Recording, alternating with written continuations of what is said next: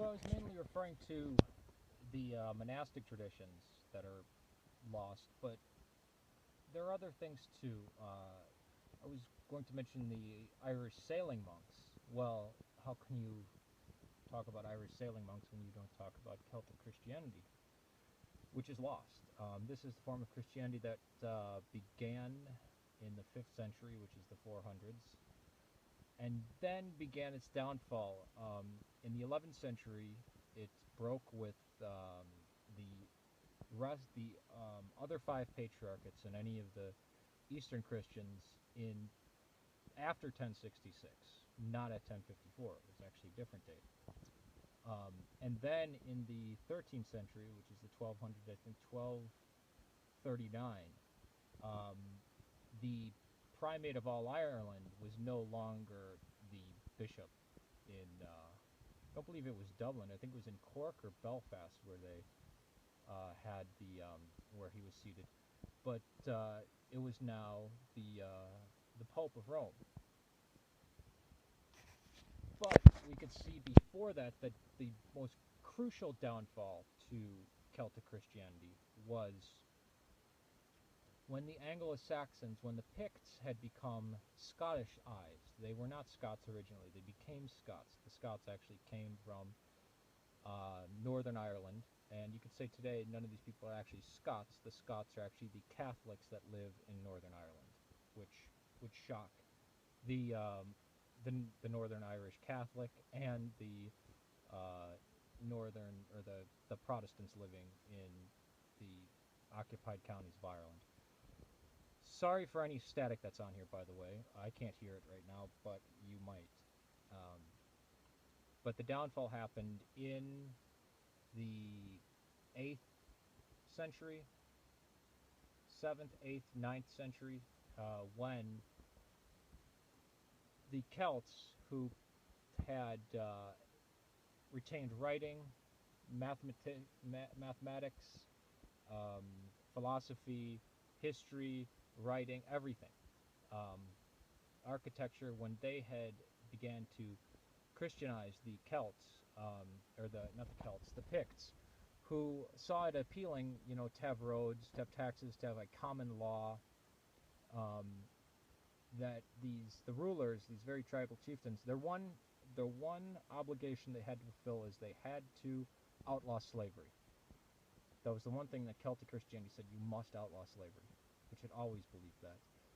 But when it finally came in contact with, when the Anglo-Saxons in the south started accepting Christianity, there was a competition for Christianity, Celtic Christianity, paganism of Wodenism that became monotheistic and tried to kind of split the difference between Christianity and paganism, where it was held in buildings, in these round buildings, and it was Odinism, and it was for violence and all this kind of stuff, but it kind of took on the Christian trappings. And then you had the Latin Rite Roman Catholics. Now, the Latin Rite Roman Catholics said as soon as they kind of contacted the Celtic Irish Catholics, when Celtic Christianity kind of encountered it for not the first time, but really knew. Oh wait, they're still these people are kind of still around. When both kind of were shocked at each other, when they kind of hit in the middle of England, when the last pagan became Christian, king, basically, last pagan king. The Bishop of Rome said, "No, you guys are all under us, and we have the power over here." Now the Celts thought, "Oh, that's great. Our brothers in Rome are connecting back with us." But with Rome, it was really, we're in charge. Silence after that. Pregnant silence after that, basically, with a lot of implications in it. And that was the beginning of the downfall of Celtic Christianity. But with that downfall of Irish sailor monks, so the form of monasticism we see today, yes, it was from ancient times, and it was very heavily influenced from the Benedictine style. But it really, it's not the most ancient form, and it kind of became into its in its last stages in about between the 1200s and the 1600s, which is very, very late. I mean, 500 years ago, in the 1500s, that's when this came into its own. Like, um, yeah. So, but that's why it's so important to not allow other forms of Christianity to go out of existence, or other forms of valid practices to go out of existence. And because one, you can't resurrect them like the Celtic Orthodox Church. To me, that's just so infuriating because Celtic Christianity died. They're not a descendant of Celtic Christianity. It's just like saying the Holy Roman Empire. Well, Charlemagne was an ass.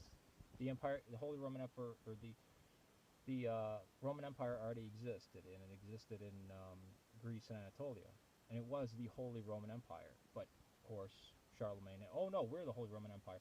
Yeah, but Germany was never occupied by the Romans. The Romans are not from Denmark and Germany, and they were not Lombards. These were their mortal enemies. Your ancestors were the enemies of Rome, you weirdo. But yeah, so these are the sects of Christianity that, or the practices that had died. I should make a series on this or something, or more in-depth video, but I just wanted to touch on this. If there is static, that's why I'm talking loud. I'm trying to talk loud to talk over the ambient static, so peace to you.